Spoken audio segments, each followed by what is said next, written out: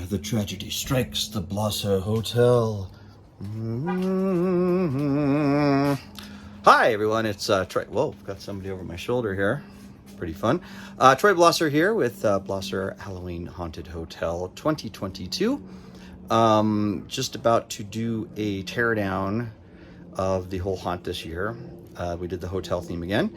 And it was incredibly successful, and I will be posting a POV walk through the whole thing, kind of showing everything as it was. And now I'm going to do a quick sort of POV going through behind the scenes, kind of showing how things are working, how I put things together, that kind of thing. So hopefully that'll be very interesting to you, as well this guy. Here he is, and we are going to start our behind the scenes right now.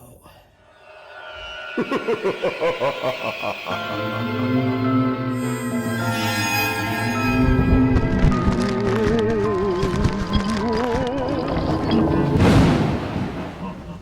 right, so here we are outside. We'll start out here. I just put up a few skeletons this year on the porch, and sitting out here enjoying some cocktails. It's supposed to be the 1920s, 30s of this old hotel. These guys are all ghosts, whatnot. Here is the sign. I've already started taking that down, and our entrance. So we'll enter here. I have a few things on right now, but most of it's off. Got this queue here, which worked really, really well. And as you're in the queue, we have this whole story that's being told about this historic Florence hotel, how it was bought by the Blossers, and how these two little girls are happy about it. And turns out these two little girls have grown up at this hotel, and they are twins, and they fall in love with two guys. They get married to two guys. It's supposed to be this wonderful, wonderful wedding, and it turns out that one of the sisters is in love with the other sister's husband and chops his head off, gives it to her sister in her bed because she will not reciprocate his love to her. So it gets ugly after that. So it's a little bizarre. Anyway, here's where we have the rules playing. So we've got them playing here in the queue. And then the last little piece of thing here is you have the last tragedy that strikes. Talks about how what I just spoke of here, and then the crazy sister is kind of into witch stuff, and she locks her husband that she didn't love in the boiler room. So he's now there for eternity, and that's what this little part of the story is here. Continuing along in the queue, go a little bit wider here. Woo! We've got a really, really cool knight that my buddy Scott Webner gave to me, and we're going to be fixing him up for next year, but he was perfect for this year. And there's just more of this queue area. We're playing spooky lobby music and sounds and whatnot. Then we're going to enter check-in area, which is right here. So we've got a little epilogue here to the story that talks about this hotel that's now looking for a new owner. Pretty fun. A little check-in desk here with the bell, a phone. Really fun. We have a few keys left from Halloween night, and this is just a little check-in area. And you come this way, you're let in here through the rope, enter to the rooms, and a quick little room area here where you wait. And this is the bellhop area. So we've got some haunted books that are going off, a little spooky light, TV sitting on a bunch of luggage on a luggage cart here. And it just plays more of the rules, the actual more specific rules that go through everything. Really, really fun. I used these rules about 3 years ago when we first did the hotel, but they work really, really well. And then the sign here, it says, please wait for door to open. And once it opens, here it is here. You're greeted by an elevator. I don't know what you call them, elevator greeter. So a little red carpet here. You walk in on this fake marble floor that actually looks pretty terrific. Got some spooky lighting. Gentleman that's been here a while. And then what I would do is I have somewhere here in the darkness. I have a switch here. And I was playing the elevator caller, I guess. And I would have this in my hand secretly when I would push this button here to call the elevator. This is a prop I bought from, I'm not sure where it was, but someplace online. little service elevator, and I'm gonna go ahead and get some light. Hold on one moment. Woo! Woo!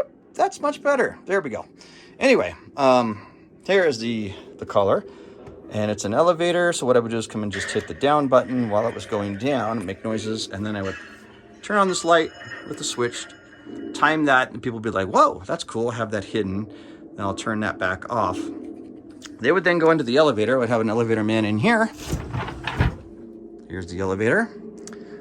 This has been, I've shown this before, but I basically have this set up with, the 13 fell off here. Got a fake elevator board here with a number that I press, and then I won't do that now, it's in the other video, but you push this, it starts the video. It's basically a dual HDMIs that go to each TV with the same video that's playing, but it's such a wonderful illusion that it really does feel like you're going up and then dropping back down.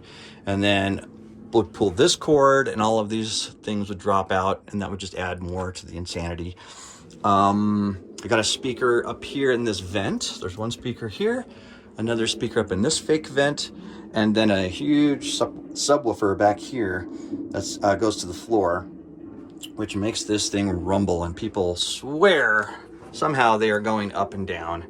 Really, really wonderful illusion. A little fluttery light in the ceiling. It's just supposed to be this old service elevator. So anyway, while they're in here and dropping to their doom, I am outside. Oh, I was going to point out too, I've added for the door this year, I added this little wire that goes to this thing here, and it just retracts the door every time, and it's really, really nice. I don't have to deal with pushing or pulling that thing. Anyway, what I'm doing outside is I am moving these fake pillars in this whole wall that slides out. This pillar also comes out. I don't know if I can do it with one hand. You can sort of see it here, but there's a fake wall here, a fake brick wall here. Have this light on so it's fluttering. This just comes out and matches to this. So when you come out of the elevator, you now come out into a whole new section. This is great illusion. More lights down here, so people would come out and just go, wait, what? How am I in a different hallway? And it would just happen during the rumble, so they wouldn't really be able to know what's happening. They exit, and now they come down this new hallway, which is leading to the boiler room. A little caution, watch your step here, so when you come through, these signs are still going because I had to turn on some light in here, but a bunch of pipes here, boiler room, all of sounds of boiler rooms. I've got lights hanging down that are all normally on flickering. There's a big furnace here, and I've got a step pad that I just built into these this boiler room. I don't know what you call this, just this area that you kind of have to walk through to simulate you're in this kind of dirty area. But once you step on this guy, there he is. Hi. He pops out. We got some amazing scares from him. Just fantastic. We'll continue around on the path here. Come this way. And you turn this way, there's chains all hanging in front of you, cobwebs, we've got spider webs, we've got giant spiders everywhere. We have one of these high voltage things. It was really noisy. So every so often we wouldn't turn that on because it was just too noisy. But then we'd have a great scare actor here. Come around the corner, he would be way back at the very edge. And he's tied into, this is obviously the character of the husband who was locked in the boiler room. He would switch this, light goes off, he runs at you, rah, rah, rah. Pretty awesome. And he makes that noise exactly, rah, rah, rah. Anyway, turns that off. Great scare there. Some of the best scares of the entire haunt are in the boiler room. Pretty wonderful. So once you make your way through here, you come down this ramp, and we have this guy outside. I don't have him on right now, but he's just wanting to get in. All he wants to do is just say, let me in, let me in. This is the husband who lost his head, and he is now sort of a ghost outside trying to get in. And then this guy back here wants out. He's locked in the boiler room. So we've got this let me out, let me out, let me in, let me in. Pretty fun.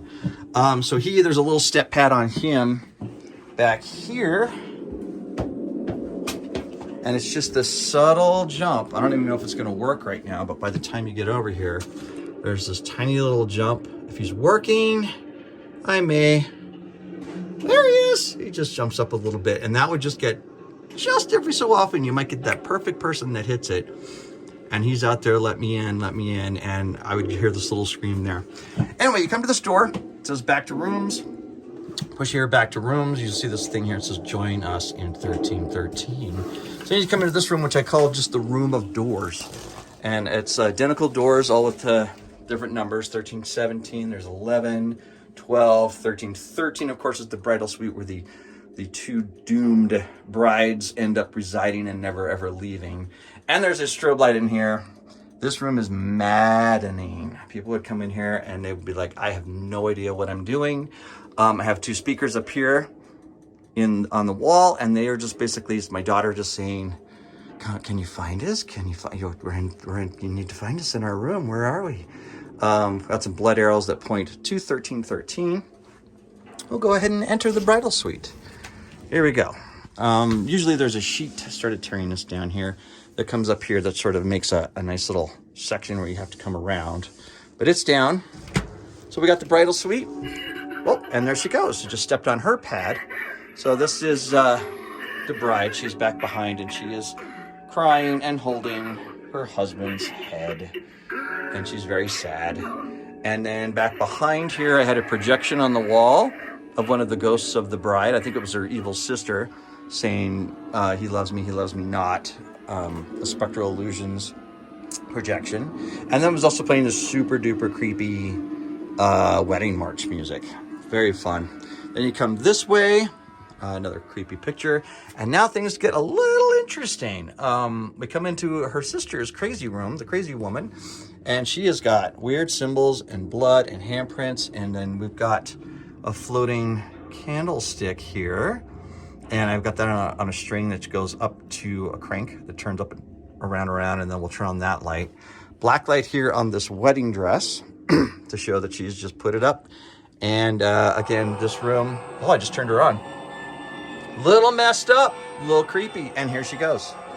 So this is the crazy woman, the crazy, oh, that things are actually turning on here. Blood all over the walls.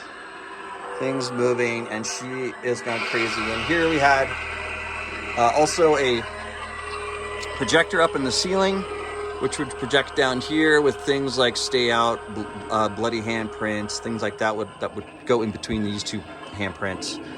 And it was a strobe light effect. It was very, very cool.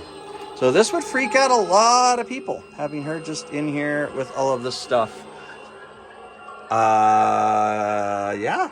Fun. It was fun. It was the first time we've kind of gotten a little gory in our haunt, and I kind of love it. So anyway, now we've got to push back to rooms, exit.